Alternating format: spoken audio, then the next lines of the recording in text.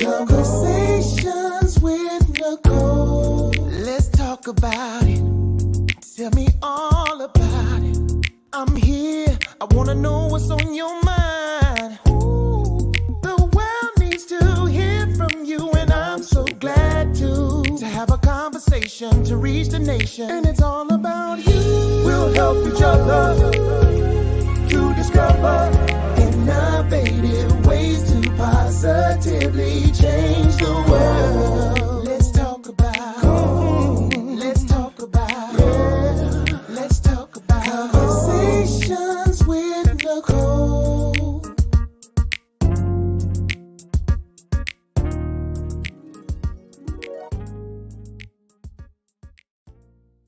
Greetings. Welcome to Conversations with Nicole. I am Nicole Everett, your host.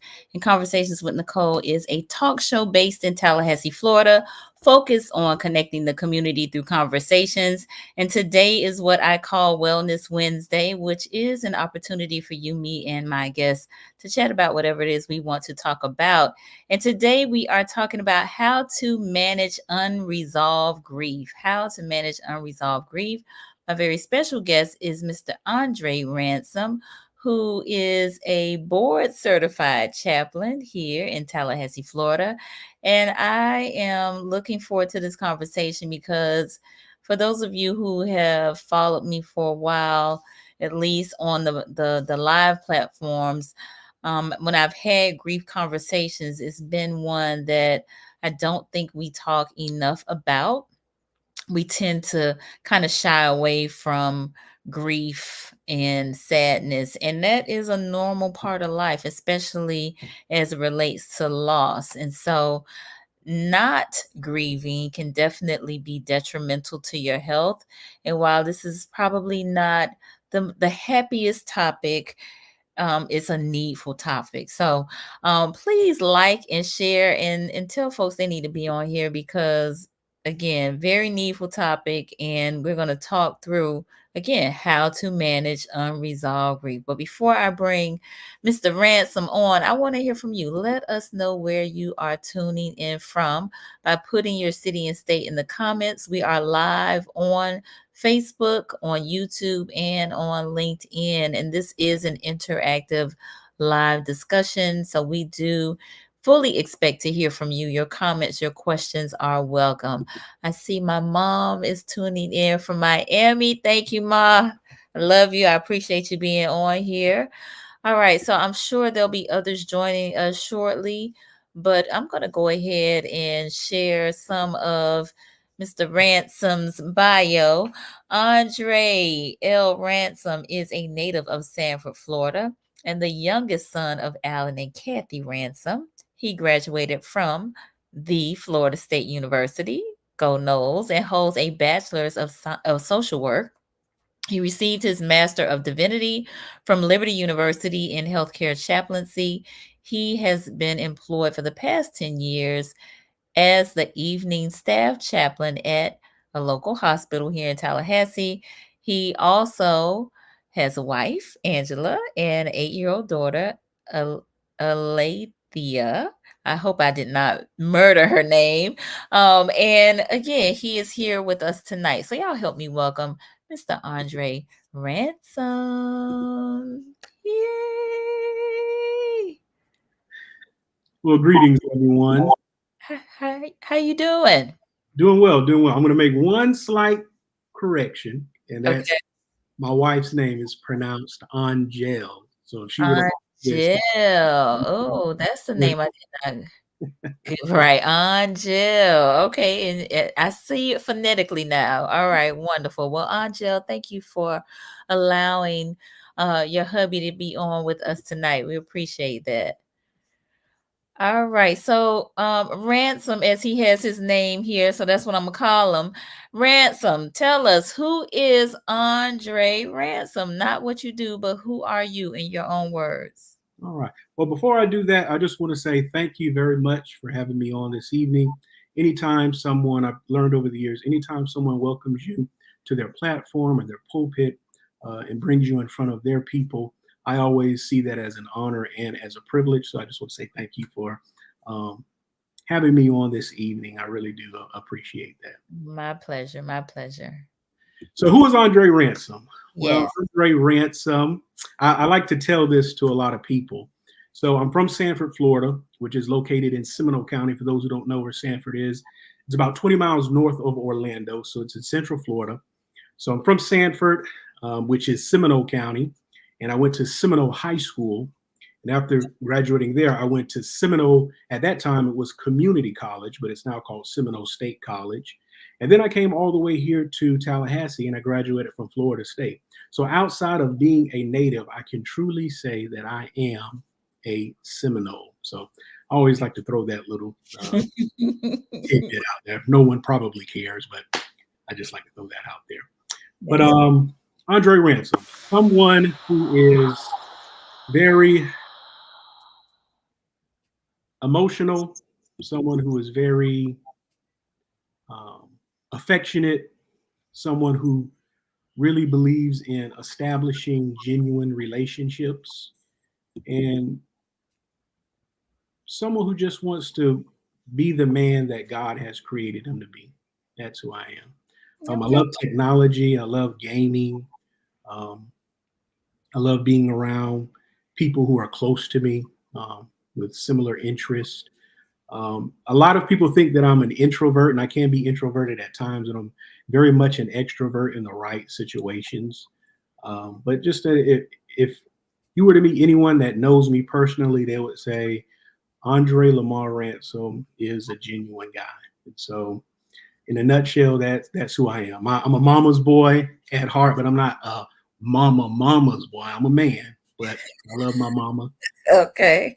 So, but that's who I am in a nutshell. I love making people laugh, love making people smile. I love encouraging people, motivating people. That's probably one of the reasons why God called me to chaplaincy, but that's who I am in a nutshell. Nice. Well, again, we are glad to have you join us tonight and to talk about this again important topic. And I think it was Antonio. Is kind of how we connected. Mm-hmm. Antonio White, who's a clinician here in Tallahassee, who has been on the show a few times. So hopefully Antonio will join us tonight. But thank you, Antonio, for helping to make that connection. All right. So I want to probably start by kind of defining what grief is, because I think, and I've again mentioned this before in terms of grief, a lot of times we associate with grief only with death. Mm-hmm. And so I think a good place to start is by kind of defining what it is. And so I'm very big when it comes to definitions. So I'm actually going to read what the Cleveland Clinic has described grief as. And that is, grief is the experience of coping with loss. So the experience of coping with loss. Okay. And I like to give simple and short definitions because you mentioned it before. As it pertains to grief, we all grieve differently. And a lot of that is a result of our background, our community, as well as our culture. Different cultures grieve differently. People who come from different communities grieve differently. And so the one thing that we don't want to do is put grief in this one box that everyone has to fit in. For example, at the hospital, many times we have doctors, nurses, other clinicians who struggle with dealing with our people and how we grieve, because we can be very animated, very vocal, just very emotional. And for some people who are more reserved and astute, that's challenging for them. And so grief manifests itself in all different types of ways because people are very multifaceted when it comes to their emotions. So when we think about grief, we can simplify it by just saying that grief is our response to a loss, whether it be the loss of a loved one, the loss of, I deal with people all the time who lose body parts due to their medical complications. It could be the loss of a pet, the loss of a job, the loss of their social standing within society. To simplify grief, grief is just our response to loss. Okay. Well, thank you for that definition. I want to pause because we got a few more folks that have joined us. I want to definitely acknowledge them. Tanisha in Madison, Tanisha Jackson, thank you for being here. Miss Janetta, who is a clinician here in Tallahassee, thank you for being here, Janetta. And Miss Jeanette down in Miami Gardens, my mom's friend in high school, classmate. Thank you for being here. And Miss Gloria Sellers in Brooklyn, BK in the house. Thank you for joining us. So I want to ask the viewers about grief in terms of their maybe their experiences with grief, and more specifically, do they believe that they handle grief well? How do they believe they handle grief well? And when I say you handle it well, I'm kind of going back to what I was speaking about earlier in terms of how we can suppress grief and it not do us good, right? Grief is a normal human experience, but sometimes because of life, we feel like we don't want to allow ourselves to grieve. We want to just keep moving and not think about it because we don't want to go through the hurt, the pain, the disappointment, the sadness that goes along with that. So, do you think you've handled grief well over your lifetime or even more recently?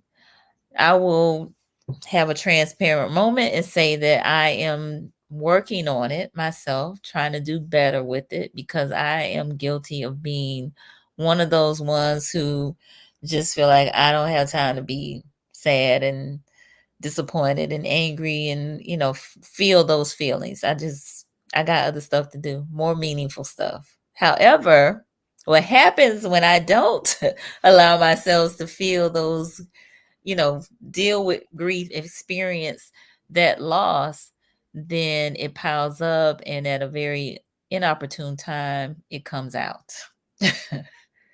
It comes out. And then I'm crying for the rest of the day or a couple of days or what have you, because it's all of the stuff that I tried to compact down and not deal with. So, anybody who is comfortable sharing, again, safe space for us to engage and communicate with one another. All right, I see Tanisha. Miss Jackson said, I am currently experiencing grief after my mom transitioned in April of 2023, and then my grandmother in February of 2024. I'm working on it, mostly working through the anger and the moments of longing. And so I definitely want to just extend love and light to you, Miss Jackson, and thank you for sharing, and definitely just sending condolences, and just I love that. That's really what comes to mind, just love, because that's tough to, have those two losses in a less than a year's time. So that's significant. And to piggyback off of not only what you stated, but also, and I want to say I'm pronouncing this correctly, Tunisia or Tunisia. I hope I'm not butchering your name. Yeah, I'm not sure. Okay. Please extend me grace because I know with the way that my name is spelled, people call me Andrea. So when it comes to pronunciation of names, I try to be as delicate as possible. But Nicole, what you spoke about a little bit earlier was um, inhibited grief, and that's grief where we repress our emotions. Mhm. Um, I just want to read the definition. Like I said, I'm big on that. So, inhibited grief involves repressing emotions. Most of us haven't been taught how to process or even how to recognize the confusing emotions that arise when we're grieving. As a result, many people who repress their emotions don't realize they're doing so. Mm, Unfortunately, when you don't allow yourself to pause and feel these emotions, grief often shows up as physical symptoms like an upset stomach, insomnia, anxiety, or even panic attacks. mm. And then, okay, well, thank you, Oh, Denise. yeah, she put it here. And what Tanisha spoke about is what is known as cumulative grief. And that is when you're working through multiple losses at once. So as she stated, I believe she said her mother Yeah. passed away, and then after that, her grandmother. So this is grief compounded on top of another. And so whenever we're dealing with grief, there's something that is known as emotional intelligence. Mm. Emotional intelligence. And this is the ability to recognize the emotions that we're having, but also how we respond to those emotions, or how are those emotions making us feel and how are we responding to it. And so there are different ways that people respond to the emotions that they're having. In my field of work, being that I'm at the hospital, and people often ask me, well, what do you do every day? And my simple response to them is a lot of the times I'm watching people die every day, or I'm with families who have loved ones who are dying. And just in my 10 years, thousands of patients and families that I've met with, a lot of people's initial response is anger. It's one of the emotional responses when they're grieving. And fear or anger is really a byproduct of fear. Mm. Because when you think about fear, it's a loss of control. So loss of being able to control the situation. And the Right. reason why anger is the normal response is because anger is a way for us to gain back control. So a lot of times when people are grieving, you see them lash out, they become very disassociative or avoidant.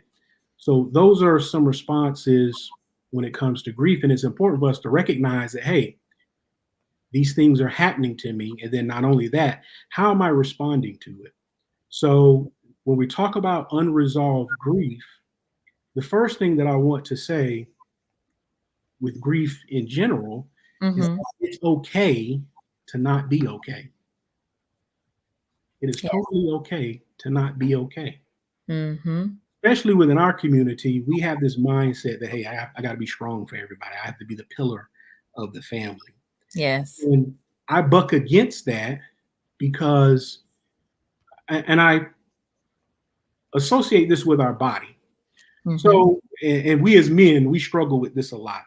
Your body is very intuitive. It's very smart, despite what some people think. Mm-hmm. When our bodies give us aches and pains, that's our body saying, hey, something ain't right here. Let's go check it out. Right. So we as men, we have a tendency to try to ignore those signs and warnings. And what Mm-hmm. happens is, after a period of time, when you ignore your body, you know what your body says? Your body says, okay, I'm giving up. And then usually I'm coming to visit you because you're in the ER, or I'm coming to visit your family because you died, because you've had a heart attack or stroke that's led to, aneurysm or whatever the case might be, Mm-hmm. because you ignore the signs. The same thing is true with grief. We can't ignore what's going on with us. So I like to define complicated grief or unresolved grief Mm-hmm. as anything that causes you to have no longer normalcy in your life, anything that's a disruption in your daily way of living. And the reason I say that is because all of us have our own individual baselines, right? Of what we do throughout the day. So an example of that is, let's say a young mother, she loses her mom, or she loses a parent. Mm-hmm. And let's say she has children. And then all of a sudden, she starts forgetting to feed her children because she's so overwhelmed with the pain and anguish of losing a parent. Or she forgets to pick them up from school because she's laying in bed all day. Now, something that I need to make sure I clarify. All of us grieve in different ways, but Right. when grief is extended or prolonged, and it causes a disruption in our normal day of living, that's when grief has become a problem. Gotcha.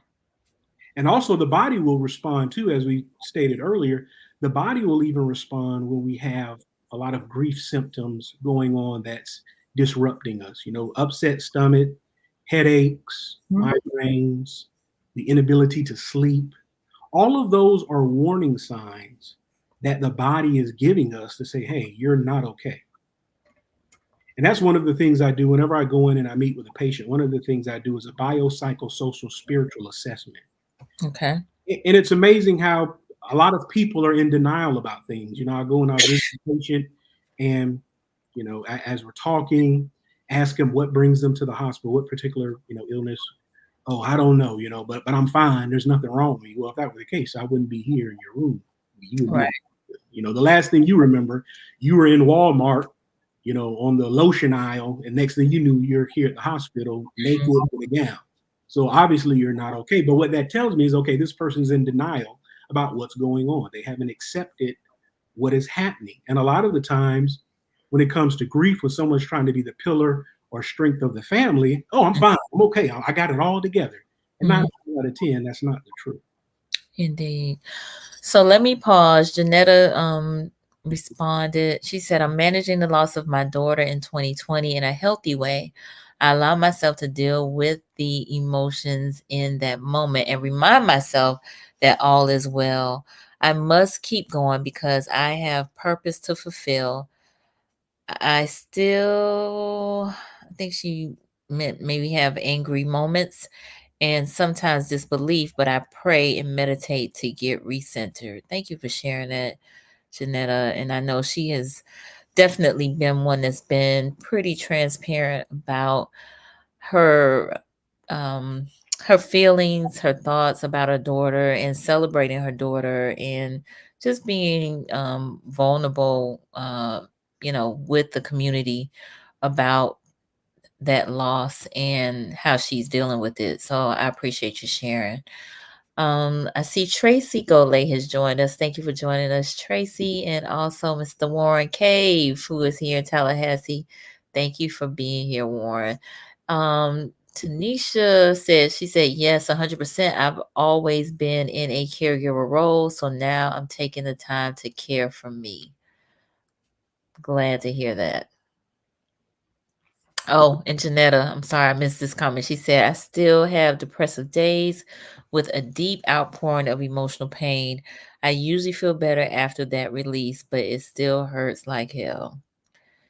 Yeah, again, hearts go out to you, Janetta, and definitely sending you love and light in this moment as you share your feelings and emotions around that.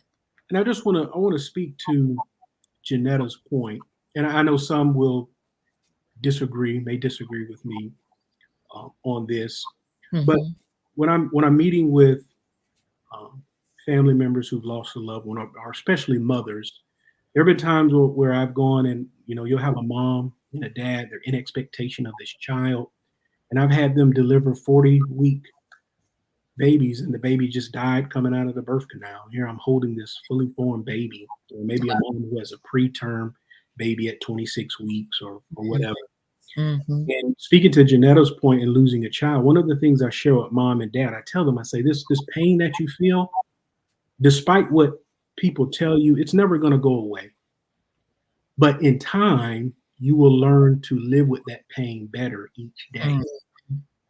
And there will be days and times where the illustration I use is that those emotions that you have are like waves. So imagine yourself out in the middle of the ocean, and these waves are trying to crash on top of you and take you down. The only thing I tell moms is the only thing you have to do is just keep your head above water.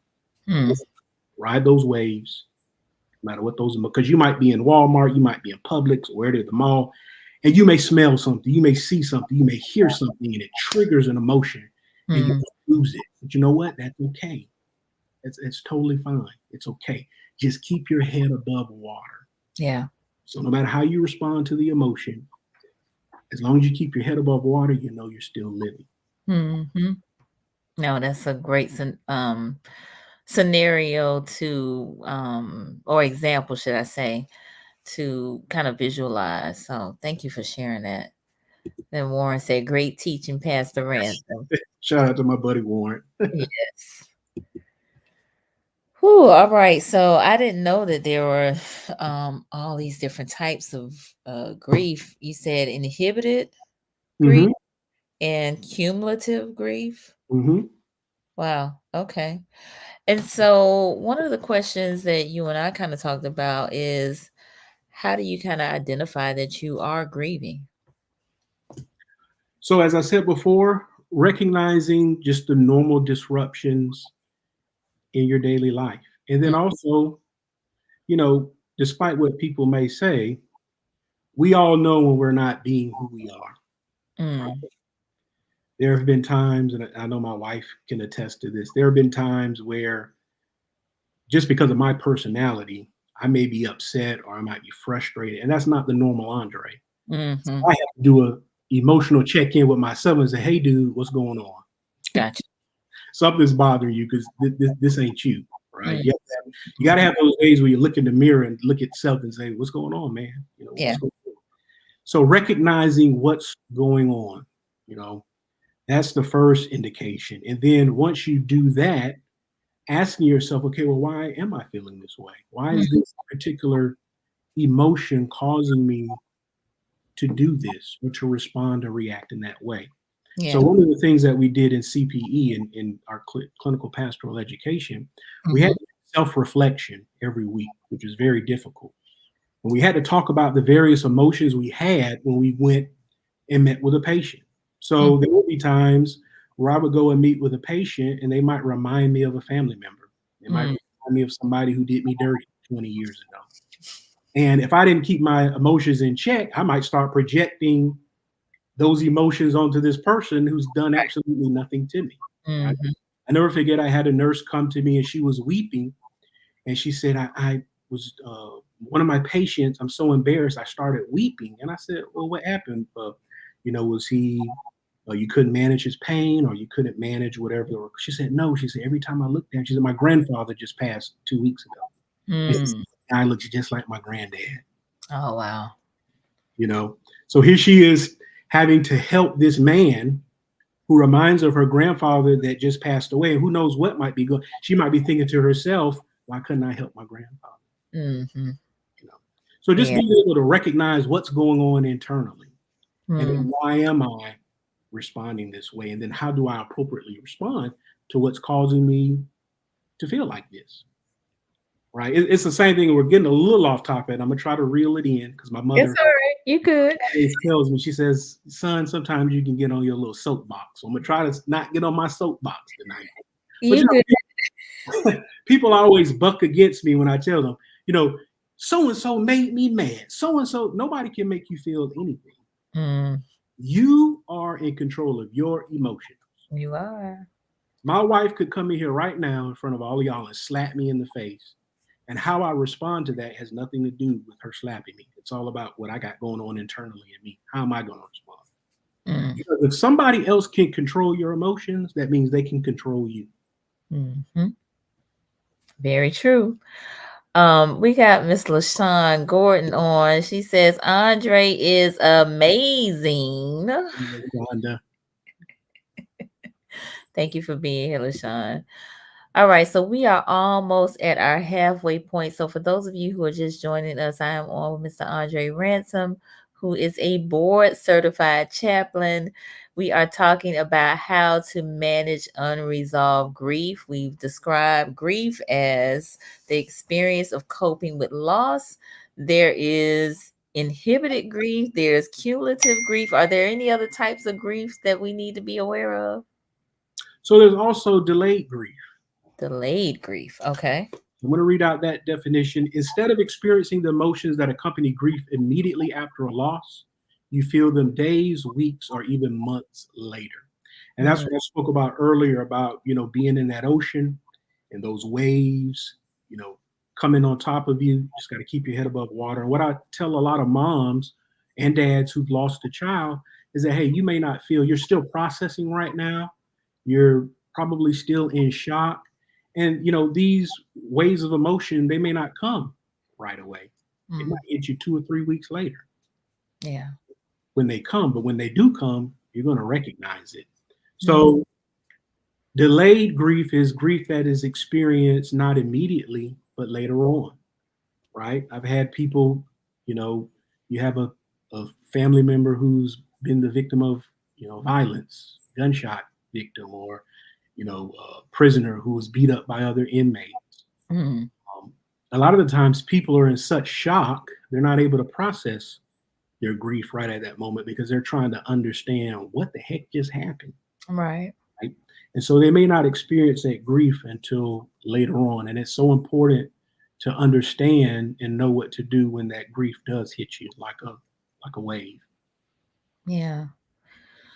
So, if you don't mind, let's talk a little bit about other types of loss outside of death, because again, I feel like we highlight death so much Mhm. that sometimes we don't recognize that either, being incapacitated or, um, there's just so many things, so many types of losses that can take place that we probably don't even recognize that it's necessary for us to grieve those things. So, and what you're speaking of is one type of grief is called anticipatory grief.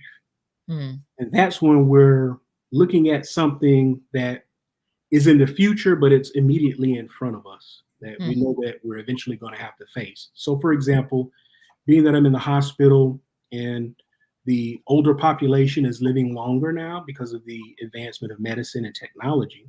mhm, However, there are situations where we have older patients who are living by themselves, but then they start falling. mhm. And so now they're faced with the reality of I'm here by myself, I'm constantly falling, paramedics are having to come out and get me. And then they start talking about, well, we're gonna have to put ma or grandma in a home or, Mhm. you know, a facility. And so for that individual, especially if that parent or grandparent has been very independent all of their life, Yes. now they're facing the reality not only of their own mortality, but also y'all are telling me you're going to take me out of this home where all of these memories have been made, my safe space, Mhm, my mhm. environment, and they're figuring out how am I going to cope with that. So it's amazing when we have these, we call them ethics consults. We have them a lot. It's amazing when we have these ethic consults and we have all of these dynamics because we have, a lot of family members there, and everyone's trying to decide on what grandma or grandfather or whoever, what their fate is going to be. Yeah. Here you are, you're looking at this patient and you see the look on their face like, not only am I leaving this environment that I know as a place of security, Mhm. now I'm faced with going somewhere where I don't know anybody. Right. My life is going to be entrusted to strangers. Mhm. That in and of itself not only is traumatic, but can bring about grief as well. Because Yeah. you're grieving a loss of your independence, Mhm. loss of your safety, your environment of where you are. Yeah. Then, just the loss of knowing that your body's telling you that that time is coming, that sooner or later, your journey on this side of the earth is coming to an end. Right. So another type of grief is, patients that have diabetes. I saw one woman, she was amputated from the waist down. I never forget the first time she came in and I met her and her son. Mhm. And this was an older woman, came in and they had cut off her foot. Mm. She was joyous. She was praising the Lord. She was good. And like a year later, she came back. They amputated her at the knee. So I'm sitting here with this woman. She's a godly woman. And I never forget, about 6 to 8 months later, I come back to her room and they had amputated her at the waist. And I'm going to be out. My heart was broken.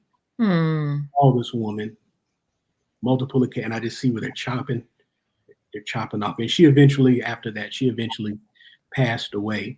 But the loss of a limb, Mhm. especially if someone is very athletic, someone's very independent. Now they're having to deal with the loss of a body part. Yes. And that's going to affect them in their daily life. So there are, like you said, there are all types of loss outside of the death of a loved one. Mhm. We got Marcus Boston on, who's in Tampa. Hate I missed the beginning. That's okay. You can watch the replay, my brother. Janetta said divorce creates grief sometimes. Absolutely. Absolutely. Loss of relationship for Mm-hmm. sure. For sure, for sure. Tanisha said, yes, I experienced anticipatory grief with my mom after having a dream about making her funeral arrangements 2 months prior to her passing. Then quitting my job to be by her side brought complex grief. Mm-hmm. Oh, wow. Wow, wow, wow, wow. Um, so again, thank you all for sharing your experiences as well as some other types of grief.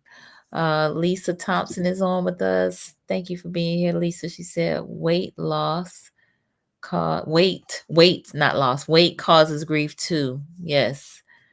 Can definitely see that being the case as well. So thank you for sharing that. Um, I just again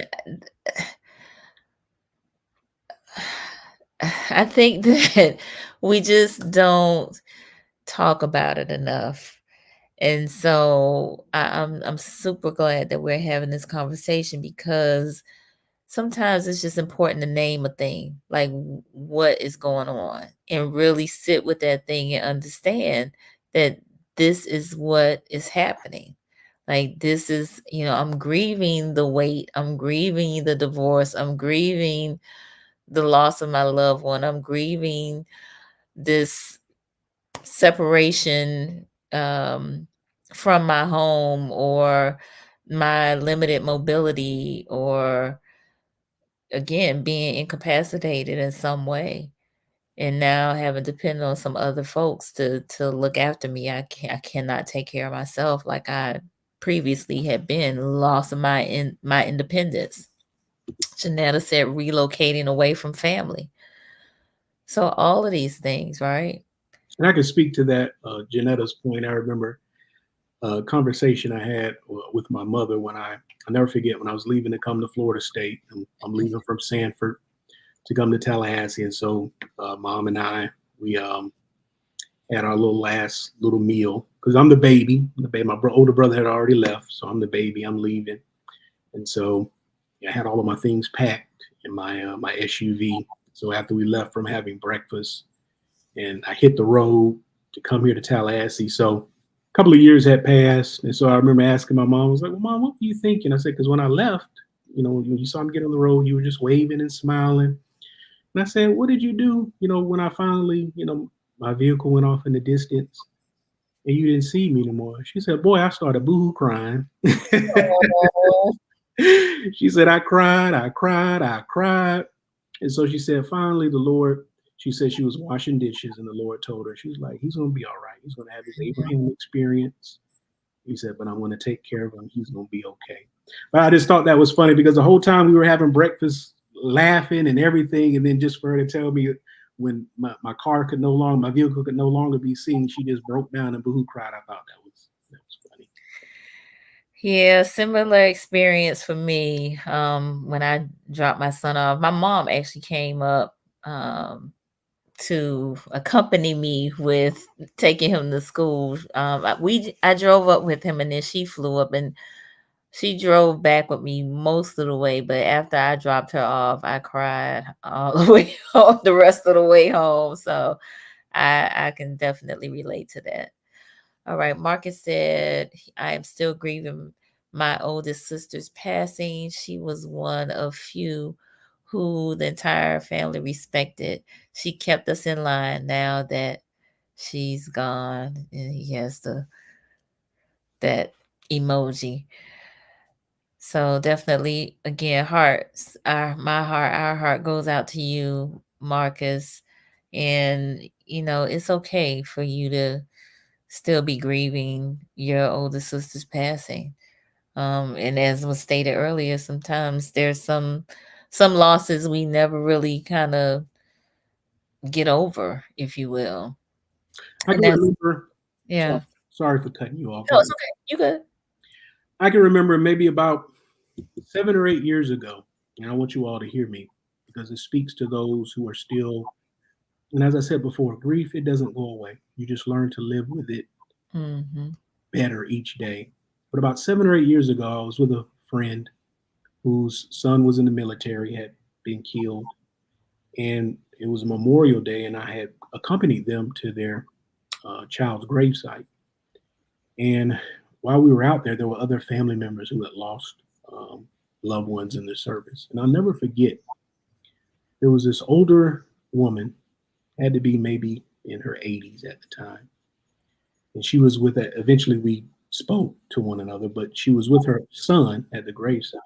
I remember she was sitting down next to her son's plot, or his memorial stone.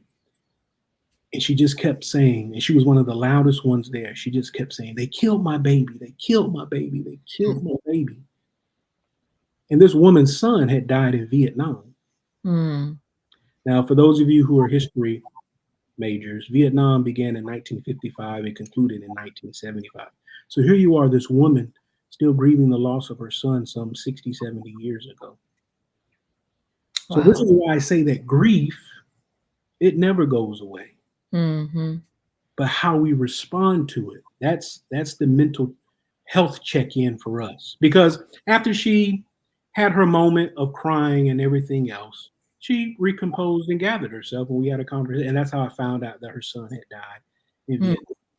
So there are going to be times, years from now, where you may just have that moment where you break down, and that's okay. Yeah. If anything, to be honest, I encourage that. I encourage it. So for some personal stuff with me, you know, my mom and dad, high school sweethearts. When my dad met my mom in high school, he was a year older than her. And so when he wanted to take my mom out, he had to come before my grandparents. And my grandparents, my mom said, "Well, if you want to date me, you got to ask my daddy, you know." All right. Daddy. So my dad did that. He presented himself as a man. And so as they dated, my father graduated. My mom was a year behind him, and he told my mom he wanted to marry her. So she said, "Well, you have to ask my mom and my daddy." So my grandmother, she said, "Well, if you want to marry him, okay." And my grandfather said, "Well, if you all want to get married, you have to wait until she graduates high school." Okay. And so they got married, ended up having my older brother and myself. And fast forward, 1990, my father, after we come back from Minnesota, we lived there while my dad was going to Bible college at the time. And Minnesota didn't work out. My dad said Minnesota is too cold for any black man to be living there. So we left. Okay. We came back to Central Florida. And so shortly thereafter, after my mom and dad started a church, my dad found out he had cancer, and his cancer took his life some 6 months later. I'll never forget, December 22nd, 1990, my father passed away.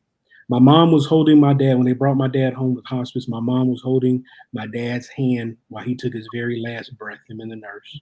I'll never forget when they were wheeling my dad out, you know, the funeral home had come to get him, and they had him in the gurney bag. My mother ran out into the driveway, and she said, "Can I see him one last time?" Funeral home, gentleman, he unzipped the bag where my father's head could be seen, and my mom looked at my dad and she said, "I love you," and she kissed him. So I said all this to say this. This happened way back in 1990. This is 30-something years ago.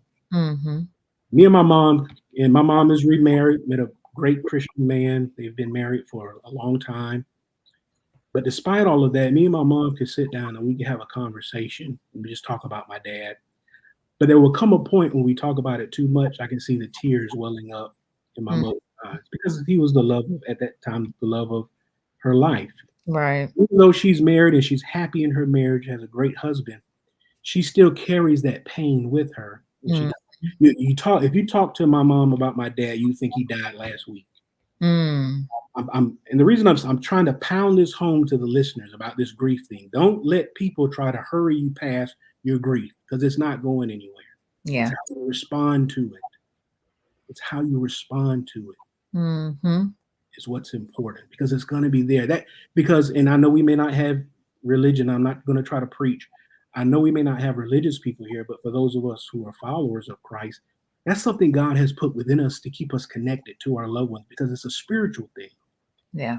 And the spirit doesn't die. So that's why that feeling, that pain, that connectedness, all of those things, they're there. And it's not going to go away. You Mm, just learn to live with it better each day. yeah. So we got a few comments that I want to bring our attention to. Janetta, she said, when I moved to London, UK, that was devastating for my daughter and I. However, she had a chance to visit a couple of countries and she expressed gratefulness for the experience towards the end of her life. Those are memories no one can take away. She further said, the spiritual experiences and visions have helped me through the years. That's wonderful. And then Marcus said, sometimes I've cried very hard and didn't consciously know what I was crying over. Why does this happen? You want to take a stab at that, Mr. Ransom? Well, I would ask Marcus, when you have these emotional experiences, what are your tears saying? Mm. I want you to tell me what your tears are saying. That actually um, brings up a question to me about, again, one of the things that you and I talked about is what emotions are triggering the grief. Mm-hmm. All right. So, Marcus, if you don't mind sharing, what are the tears saying to you in the comments? We got Dr. Anika Fields, who is the Director of Counseling Services at Florida A&M University on. Thank you for being here, Dr. Fields. She said, people will tell you you should be over that by now. However, they are not you. Exactly. Hello to Exactly. Mrs. Fields. We go way back. Okay. Wonderful. All right. And that's a great point, Dr. Fields. A lot of times people do tell you that, but you're right, they aren't you and they can't speak for how this loss is impacting you. Mm-hmm. All right, we got Enigma Sep in the house. He said, I'm late to the party, but clearly I needed this episode. Yes, my brother, you did. He's here in Tallahassee and his father transitioned. I don't think it's been a year yet, but I know he was very close to his father. So we are talking about how to manage unresolved grief. Miss Jeanette, on a lighter note, grief when a loved one steals from you. Oh my. Grief over the loss of earthly items is experienced in anger. This anger takes time to subside and family relations can be strained. Absolutely. Absolutely. Yeah. I don't know how about how light that is, because that you gonna be angry over that.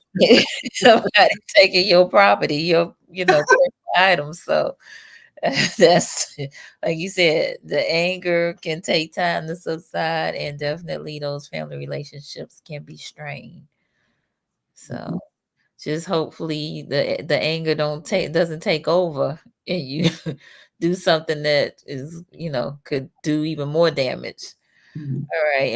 And Marcus Boston responded. He said, what are my tears saying? I felt relief, although I didn't know what it was for. And so that's a good point. And we think about tears. It's actually the body's response to release. Hmm. I tell people this all the time. One of the best things that you can do every morning, at least once a week, is just wake up and have a good 15-minute session of crying. Mm. Just get it all out. If you think about it, right? Even, and I'm kind of I'm trying to stay out of the preacher mode, but even the Bible tells us that Jesus wept. So we keep trying to tell you can't cry because you're better than Jesus. If Jesus wept, you can cry too. I tell people, God has given us human emotion, so obviously he wants us to use them. So utilize it. Tears, it's a cleansing process for the body, for the spirit, for the mind. So Now, I'm gonna put you on the spot. Do you cry once a week? I try to. Do you really? Mm-hmm. Oh my gosh. I can't even imagine that. I cannot even imagine that. Sometimes, see, That's the Holy Spirit trying to pull it in.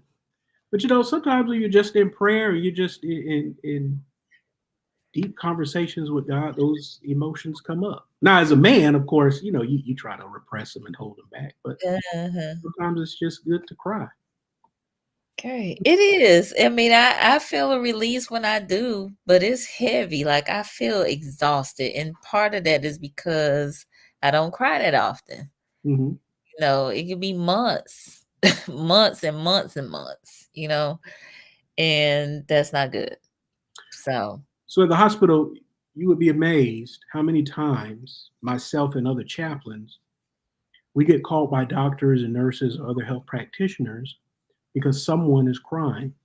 And they're not calling us because they want us to really come and console that patient or family. They're calling us because they want us to shut them up.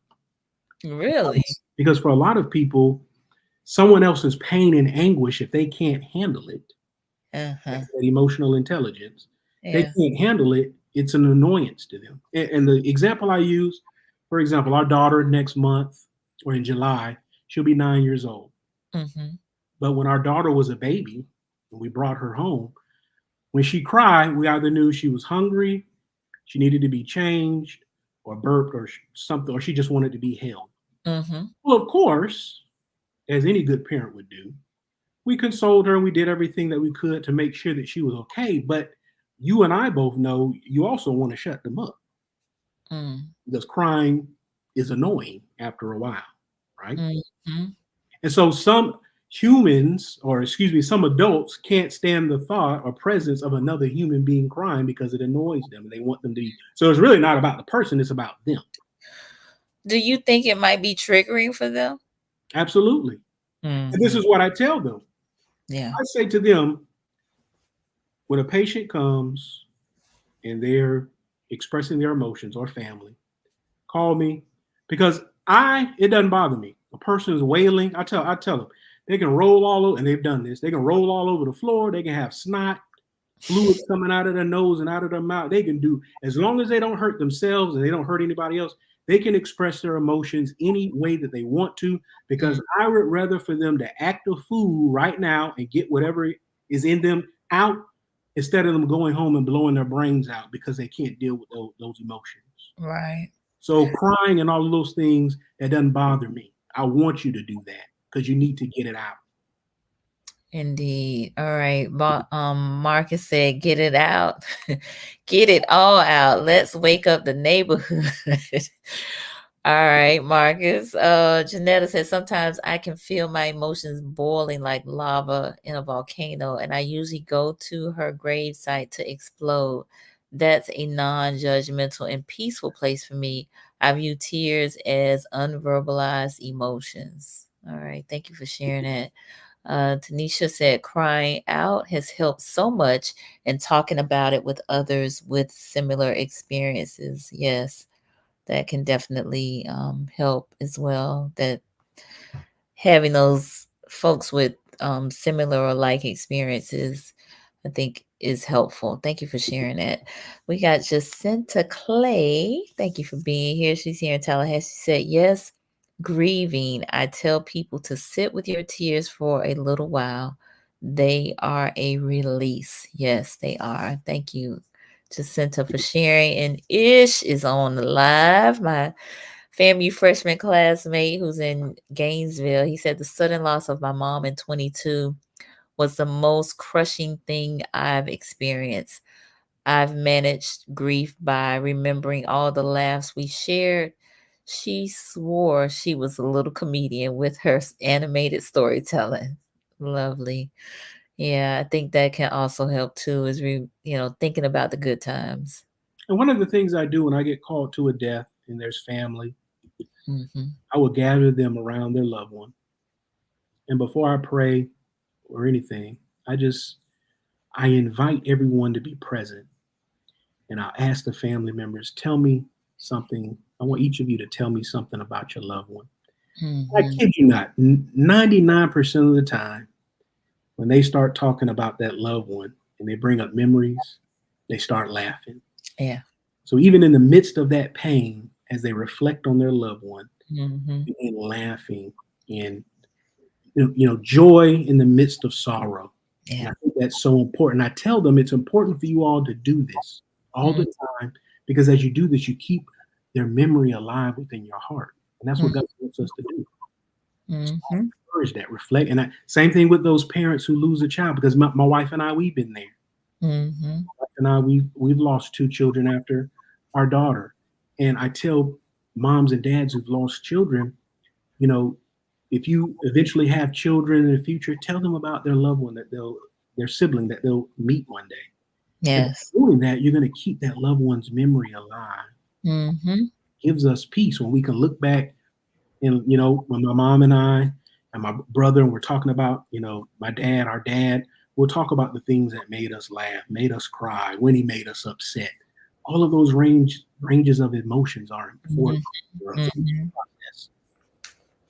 Absolutely. All right. So Tracy said that this is such a great discussion, the various types of grief.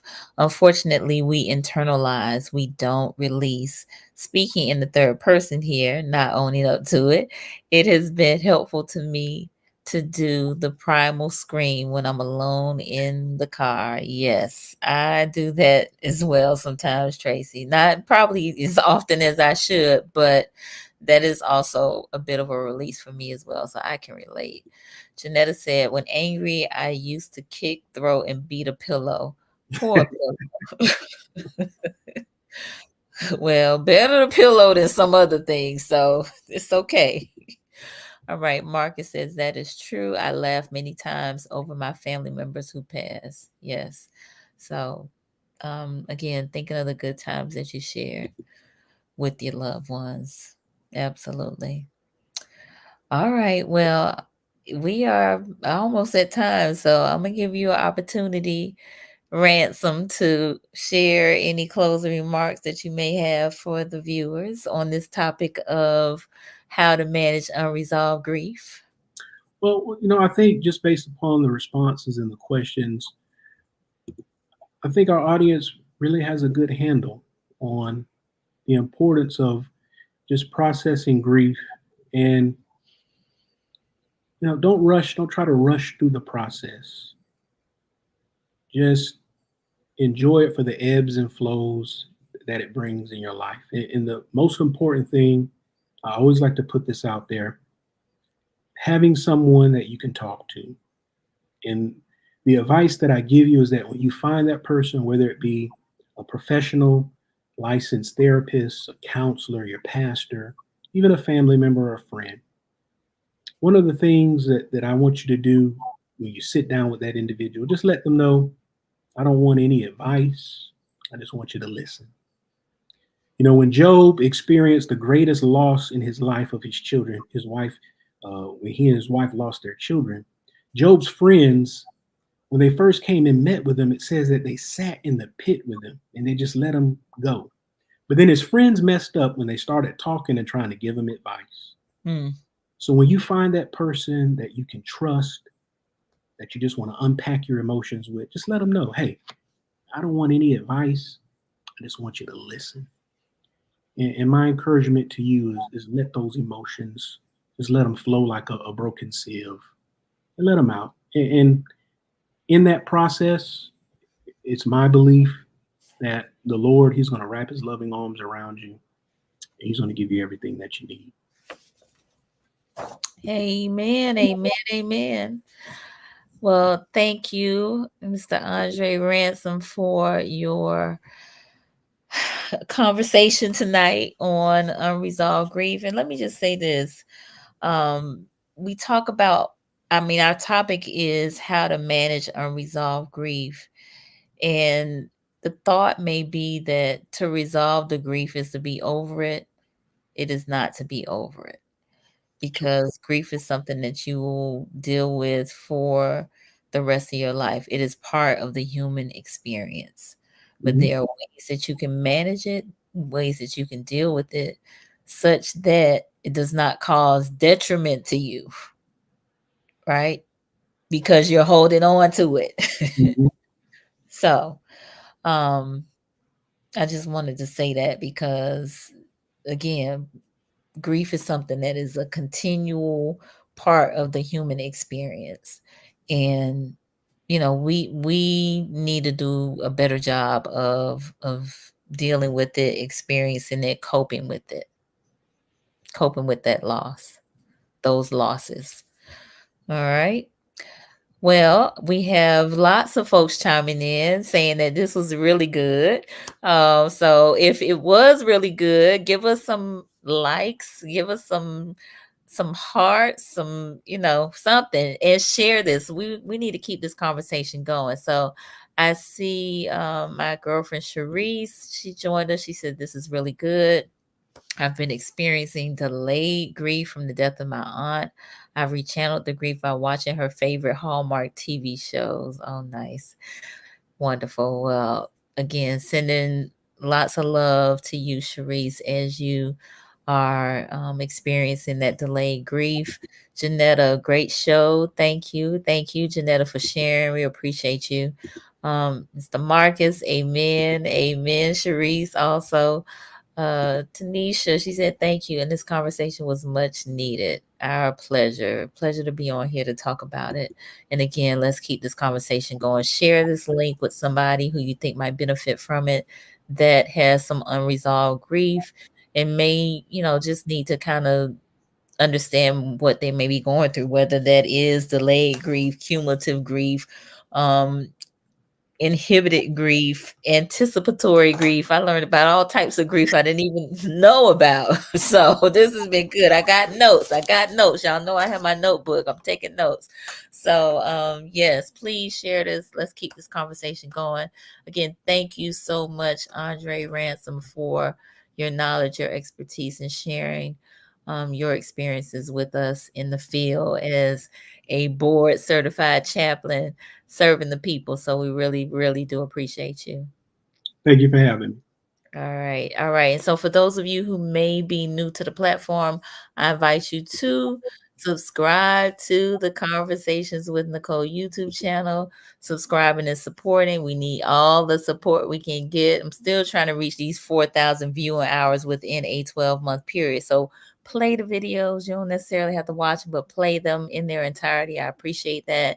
And we are here on Mondays and Wednesdays at 8:30 p.m. with a focus on mental health and wellness, specifically in Black and Brown communities, trying to encourage us to get our checkup from the neck up to be our very best selves. And May is Mental Health Awareness Month. So look at here. In Tallahassee, we got the Be Kind to Your Mind Mental Health and Wellness Expo taking place on Thursday, May 16th, 5:30 p.m. at Walker Ford Community Center, 2301 Pasco Street in Tallahassee, Florida. This is put on by the Mental Health Council of the Big Bend in partnership with the City of Tallahassee and Leon County. It's free, and dinner will be served. We got Joe Ellens providing our meal, and our focus is on physical wellness. So our theme is moving from awareness to action, and we will have a whole host of physical activities that we'll be doing: Zumba, yoga, line dance. There'll be a talk on sleep because that's important as well. DJ Demp will be there. He'll be providing our music. We'll have something for the adults and the youth. So we invite the whole community to come out. We'd like you to register, but you can just show up as well. So again, that is on Thursday, May 16th, 5:30 p.m., Walker Ford Community Center. Something for all ages, free food and activities for all ages. So definitely you want to check that out. And happy Mental Health Awareness Month for the month of May. All right. Y'all have a great rest of the evening. Oh, I see McKinley joined us. Hey, McKinley. He's here at Tallahassee. He's a student at FAMU. He said, this will be a good one. All right. So you're going to check out the replay. Jacinta said, unresolved grief can manifest as many things. Yes, it can. So just be mindful and aware. All right. We're going to go. I'll talk to y'all later. We'll see y'all next time. Thank you.